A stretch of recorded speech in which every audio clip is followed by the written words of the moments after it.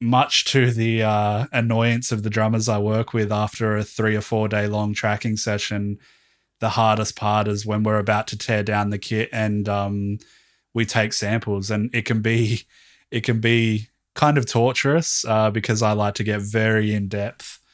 I like to take, maybe 20 to 30 hits or more of each drum at maybe 3 or 4 velocities. So as you can imagine, it can take up to 2 or 3 hours. And then from there, after I've edited the drums, I'll carve a little time out to cut all of those samples up and arrange them by mic and velocity. And then I'll make either a slate or a contact instrument with it. So in essence, I'm kind of making a very very detailed sample packs. Exactly. And I mean, dude, over the you have years, a product you can sell.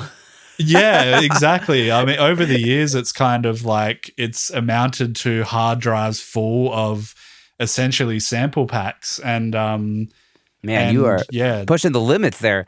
I mean, I thought I was clever getting like a bunch of like crashes from like a drum session and like, sprinkling them in my productions, but that's like next level, I mean, one could argue that it's probably unnecessary, but as far as my workflow goes, I mean, it's been pretty necessary because if I want to get rid of the close mics, say the drummer was overly dynamic and I want to get rid of their close mics, I'd rather have a very dynamically correct sample of the actual kit to replace it with, as opposed to, a Slate or Superior sample or something, because I find the shared DNA just makes for a tighter phase kind of response, and it also kind of it gives the identity of it keeps the identity. It's a sonic of the signature of the band and that record. Exactly.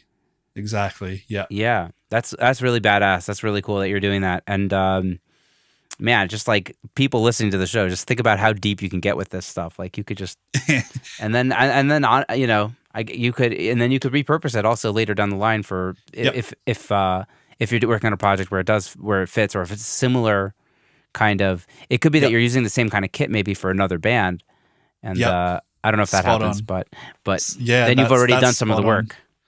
Well, it actually it does work like that, and I've found that as I've refined my drum sounds and the drums I use, and as I'm lucky enough to be working from a really good sounding drum room, I can mix and match like that. I mean, the last 3 or 4 sessions I did, I maxed out the desk and was like, I would have liked to maybe put a hallway mic up or some type of ambient mic or something. And because the tuning scheme was the same and a lot of the drums and kits I use were the same, I can just kind of reach into my collection of samples from a previous session and throw that in there, and it's all coherent because I generally check my tunings very thoroughly with a tune bot, and in between every take, and it affords me these really cool like methods of maybe bringing in a hallway mic